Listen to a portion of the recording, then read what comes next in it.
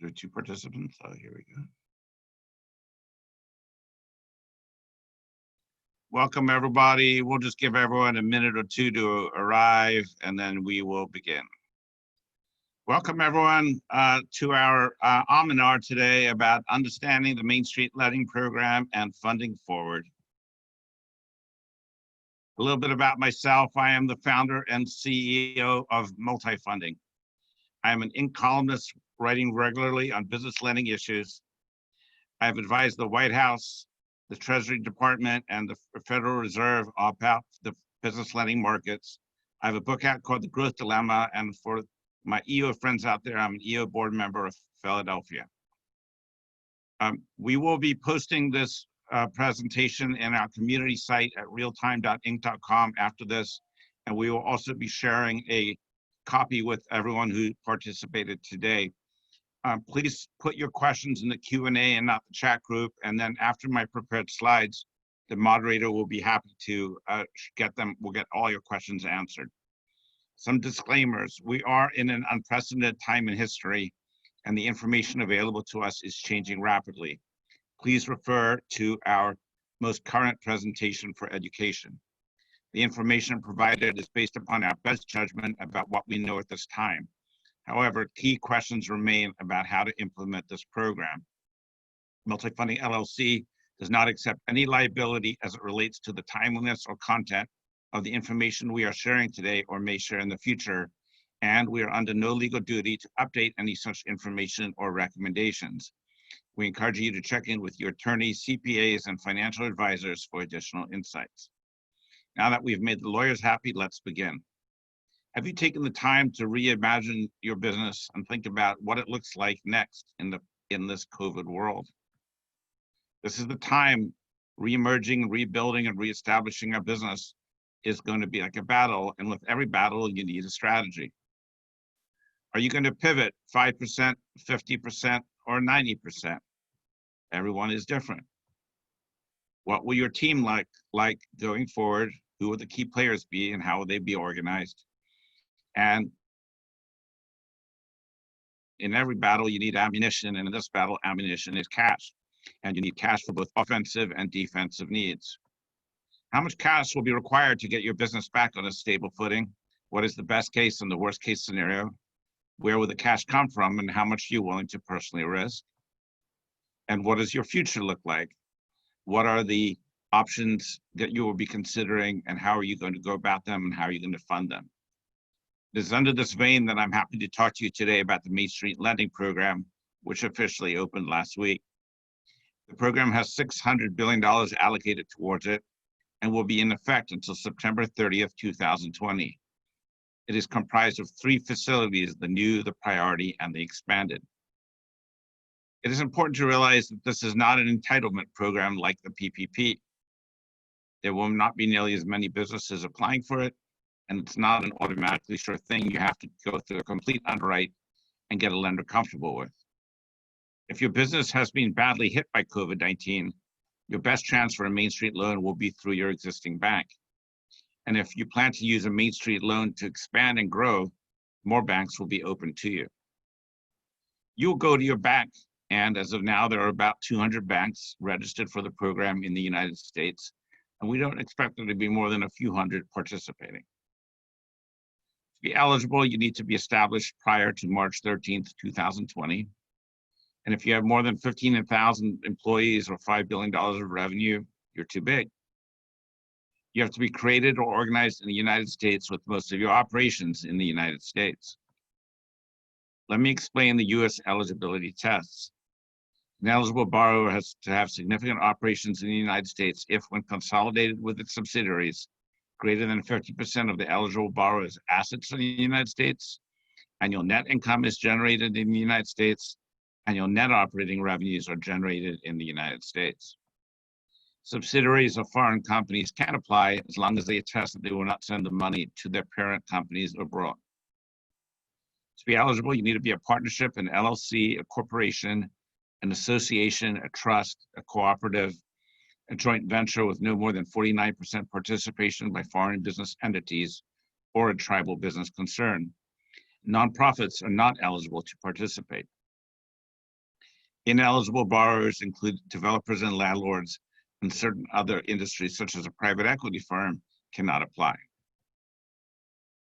Affiliated group of companies can participate in only one Main Street facility, and the affiliated group's loan cannot exceed the maximum loan amount for that facility. There are three facilities: the new, the priority, and the expanded. Let's start by explaining the new and the priority. They share attributes. They are secured or unsecured term loans. They have 5-year maturity. Principal payment is deferred for 2 years and interest payments are deferred for 1 year. The unpaid interest will be capitalized. Principal payment of 15% at the end of year 3, 15% at the end of year 4, and 70% at the end of year 5. They are priced at an adjustable rate of LIBOR plus 3%.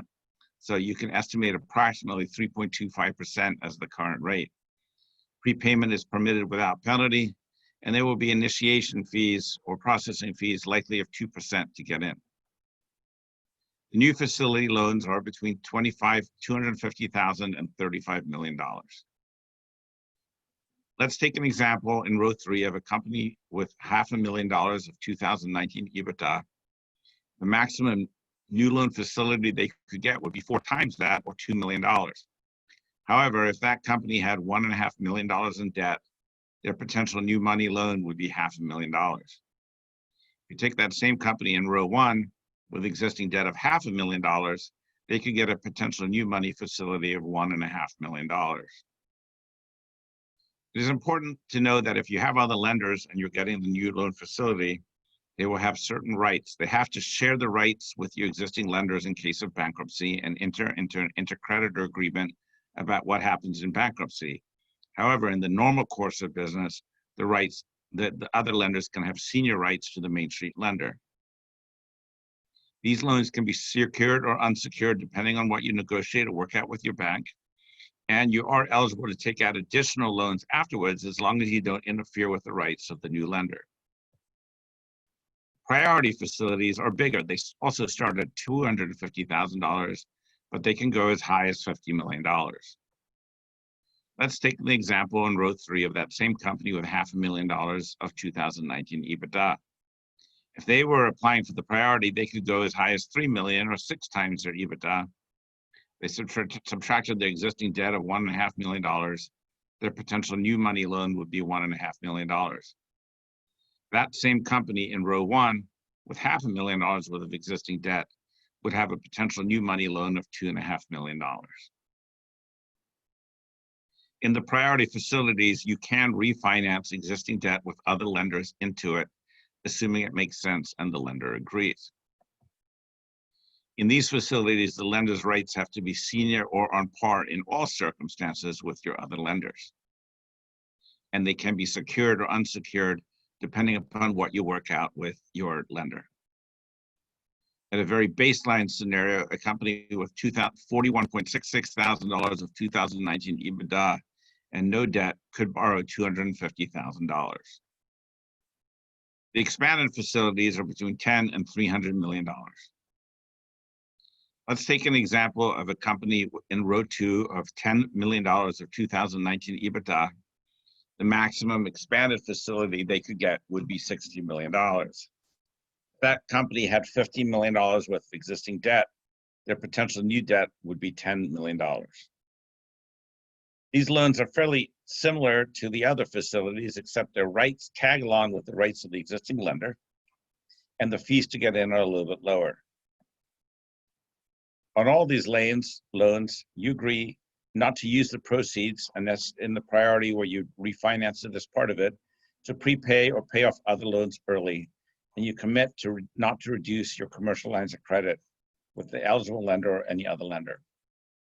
And you certify that you have a reasonable basis to believe that your company will not be going bankrupt in the next 90 days. Sorry, guys. While you have the loan, you can continue to repay a line of credit, including a credit card, in the normal course of business. You can take on and pay additional debt obligations in the normal course of business, as long as they do not interfere with the rights of your Main Street lender, and you can refinance maturing debt. While you have the loan and for 1 year after, you agree to certain capital and compensation requirements. There are exceptions for S corporations or other tax pass-through entities to meet their tax requirements. While you have the loan and for up to 12 months after the loan is paid in full, you agree not to pay dividends or make other capital distributions with respect to the common stock of your business. For those who earn between $425,000 and $3 million in 2019, you agree not to increase that compensation while you have the loan and for 1 year thereafter. Say somebody earns $6 million, what you do is then you take half the difference between 3 and 6, which is 1.5. You add that to 3, and that person's total potential compensation would be $4.5 million. You agreed to make reasonable efforts to retain your employees while you have the loan, but let it be clear that the intent of this loan is more to save the companies than the jobs. If you're going to an existing lender you've used historically, they will need to calculate your EBITDA or any potential adjustments to your EBITDA in the same way they've done it historically. If it is a new lender, they will have to calculate your EBITDA in the way they have historically calculated EBITDA for similar companies like yours. Your debt will be calculated at the date of your application, and it will include everything existing, outstanding, undrawn, both from private and bank lenders. If you have an asset-based line secured by accounts receivable and inventory, that amount will be included, but only the amount you've borrowed, not the amount you could borrow on the line. How do you pick between the three? Let's take as an example in row 2, a company with $4 million of EBITDA and $10 million of existing debt. They could get a new facility of 6, a priority facility of 14, or an expanded facility of 14. And depending what their needs are and what they could work out with their lenders, they would have to sort out which made the most sense for them. Financing strategy is like offense and defense. And let me share with you 3 ways that different lenders are considering using this program. First is a company with a $3 million line of credit and $1 million drawn against it. The line of credit has a personal guarantee. They are planning on getting an MSRP for liquidity, and they would rather not personally guarantee the capital required to reestablish the business. While this is clear, I want to make it clear, although the Main Street lending program does not require a personal guarantee, many lenders are insisting upon it. Second is a professional services firm whose partners will reduce draws by at least 50% in 2020 to recover from COVID-19. They plan to take an MSRP to spread their income hit over 4 years instead of 1. And the third is a company that has already been approached by several competitors who plan to close shop. They plan to acquire companies at pennies on the dollar and use the MSRP money to help. Some questions for you to consider. How much cash will be required to get your business back on a stable footing? What is the best case and worst case scenario? Where will the cash come from? And how much are you willing to personally lose? And what does your future look like? What opportunities will you bring? What opportunities would you like to take advantage of? These are the areas that we encourage you to think about the Main Street Lending Program, and to let you know that MultiFunding is available to help those who are interested with Main Street loans. Now, with that being said, I'm happy to open up the floor to questions. Please post your questions in the Q&A only, and the moderator will be happy to take them. Thank you so much. Thank you, Ami. We have no questions yet.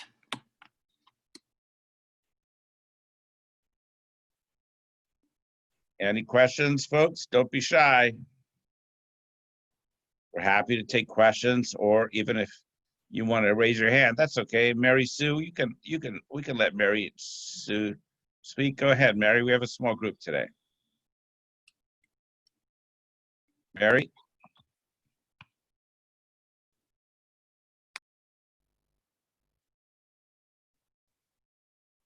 Hold on 1 second. I'm not sure how to do that.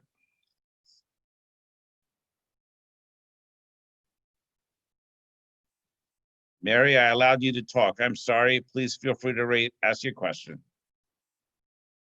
And if she's muted, that's okay. I think we have a question in the Q&A.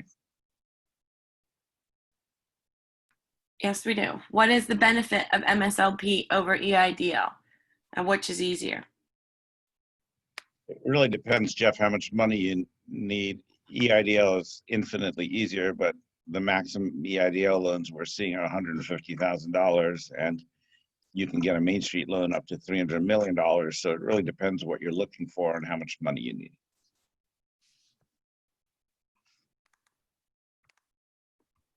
There's a question in the chat, which is it available for restaurant business expansion? There's no reason that you cannot use it for expansion. And there's no industry that it's not eligible for, but but restaurants, depending on how they're doing year to date, are quite difficult to do. Jeff Bernstein is, what is the max EIDL? The max EIDL these days are $150,000. Sorry, Hannah, I'm taking over. You're happy to read the questions. I'm sorry. That's okay. You mentioned it would be best to process this through your bank. Does MultiFunding process or just advise? MultiFunding is brokering these transactions for clients. Can a private equity owned company or a public company take the loan? A private equity company cannot. A public company can, as long as they don't exceed the revenue or employee thresholds.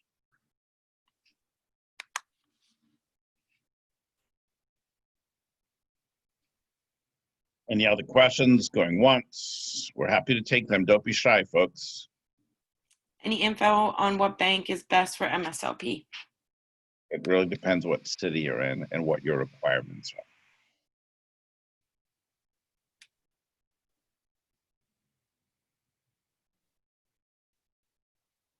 We have one in the. Yeah, what percent of PG for the loan? 100% in most lenders, most situations.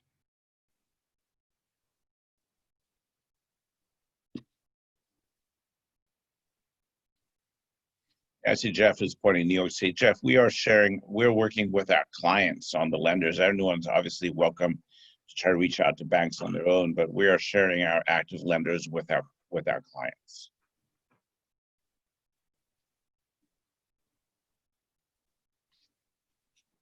Can existing lenders not cooperative with the loan? Yeah, lenders are under no requirements to do this. There are only about 300 companies who are taking it. Do you have to include all the companies you have ownership in your application? Yes, you have to discuss all your affiliated companies in your application, absolutely.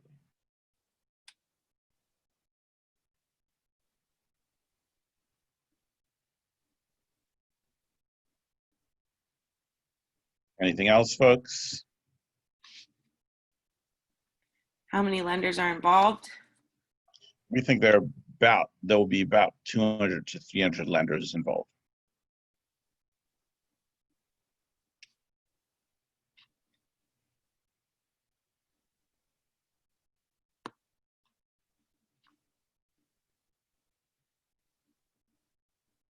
And when can applications start?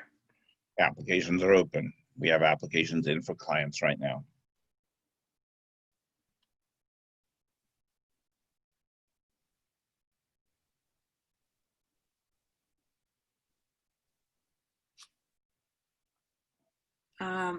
Question about your fee. Yeah, Mary, we discuss our fees are not 2%, but we discuss our fees one-on-one with clients based on the situation and the requirements for the 150K EIDL loan. Mary, I would encourage you to put in an application. The max is 150. Many people are getting that. Some people are going lower. I think it's largely driven by your revenue size.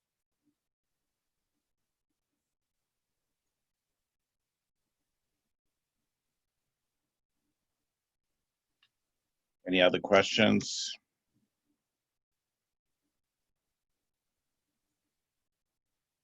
Or you can, our email is below, but it is ami@multifunding.com.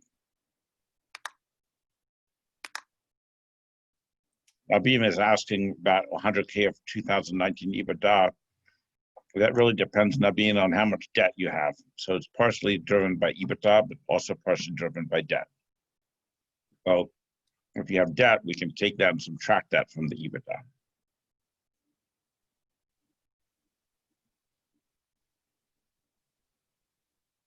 Jeff, we will do another PPP forgiveness session next time there are some substantial updates to the program.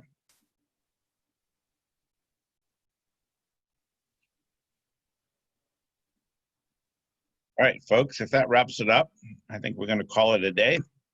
Thank you so much for joining us. We wish everybody well, and look forward to speaking with all of you soon. Take care now. Bye-bye. Thank you, Hannah, for moderating. Thank you.